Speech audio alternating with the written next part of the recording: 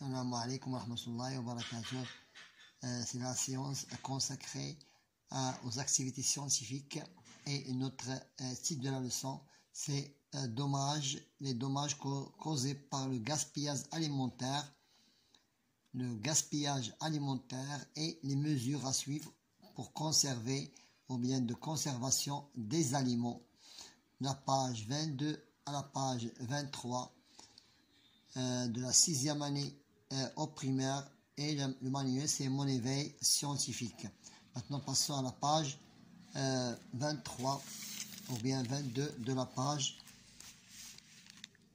considérée comme notre leçon. Donc j'observe les images montrent l'aspect du gaspillage alimentaire et de la conservation des aliments. Ici, il y a gaspillage qui montre le gaspillage. Et ici, il y a conservation par refroidissement, ou bien séchage, ou bien sucrage. Maintenant, je m'interroge, quels sont, donc je commence par la première question, quels sont les effets de gaspillage alimentaire? Il provoque des pertes de biodiversité, comme la mort des oiseaux, des poissons et des mammifères. Et comment les conserver? Nous devons les conserver en refroidissant, ou bien à l'état, ou bien le fait de sécher les aliments, ou bien de les saler, ou bien le fait de sucrage, ou bien mettre mise en conserve. Sont une réserve 1, 2, 3, 4, 5 conservation des aliments. Nous proposons dans cette leçon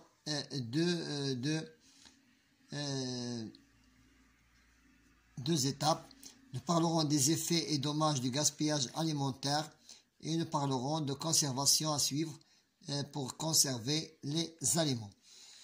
Pour la première activité, ce sont des dommages causés par le gaspillage alimentaire. Dommages par le changement climatique, pénurie d'eau accrue, émissions de gaz à effet de serre, terres corrodées, perte de forêt, dommages causés par le changement climatique. C'est le changement climatique et augmentation du prix d'aliments, réduction de la diversité biologique et perte de zones humides. Ici, nous avons la poubelle remplie de différents aliments. Chacun doit se nourrir, mais pas nourrir sa poubelle afin de réduire le gaspillage de nourriture. Au lieu de nourrir les autres, elle les jette dans la poubelle. Ici, nous avons le gaspillage alimentaire d'après dans le monde, gaspillage, il y a de 1,3 milliard de tonnes de nourriture par an. Le taux de gaspillage alimentaire dans le Golfe annuel est de 50 à 70%. Et l'Arabie saoudite et les Émirats arabes unis sont en tête de liste des pays arabes qui gaspillent le plus de nourriture. Ce sont des comportements conductifs pour réduire le gaspillage alimentaire. Maintenant, passons à la question du je dégage le phénomène que représente le document 1. Le document 1, gaspillage alimentaire, exprime le phénomène du gaspillage alimentaire. Maintenant, j'extrais dans le document numéro 2, que vous voyez ici, certains dommages causés par le gaspillage alimentaire. J'ai écrit seulement quelques-uns dommages: émissions de gaz, l'effet de serre, manque d'eau, perte de forêt, perte de biodiversité, et il y en a d'autres ici, tu peux les écrire. Maintenant, je relève dans le document numéro 3 que vous voyez ici, les quantités de nourriture gaspillées. Donc, à l'échelle mondiale, il y a 1,3 milliard de tonnes de gaspillage de nourriture. Dans le Golfe, il y a entre 50 à 70% de gaspillage. Et pour l'Arabie saoudite et l'Émirat Arabes les plus gaspilleurs de nourriture dans le monde arabe. Je propose une hypothèse pour réduire le gaspillage de nourriture de 4 à 5, donc 4 à 5, voilà ce comportement positif.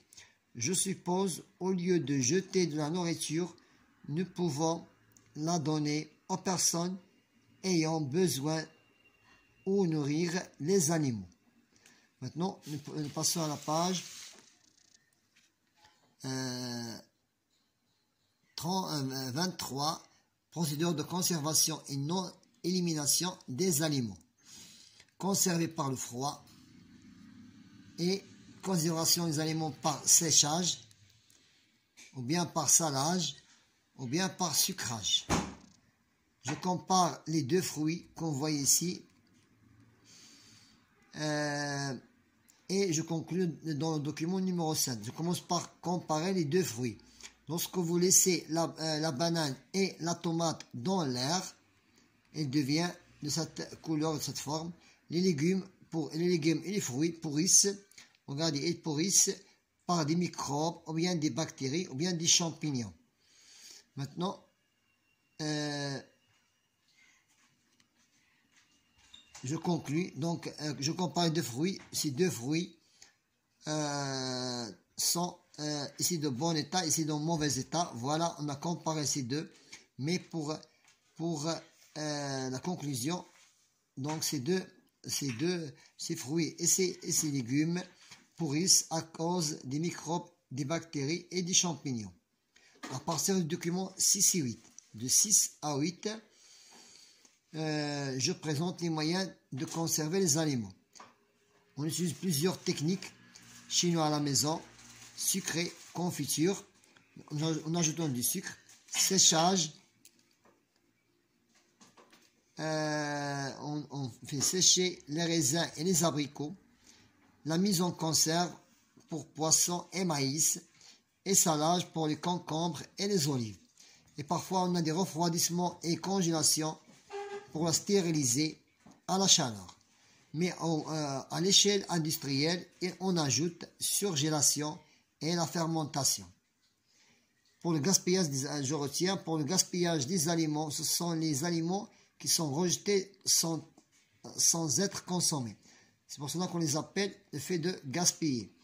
Donc, comment faire pour les conserver? À la maison, on utilise plusieurs méthodes, notamment le refroidissement, le séchage, le salage, le sucrage et la mise en conserve. J'applique mes connaissances, je relie chaque nourriture à son mode de conservation.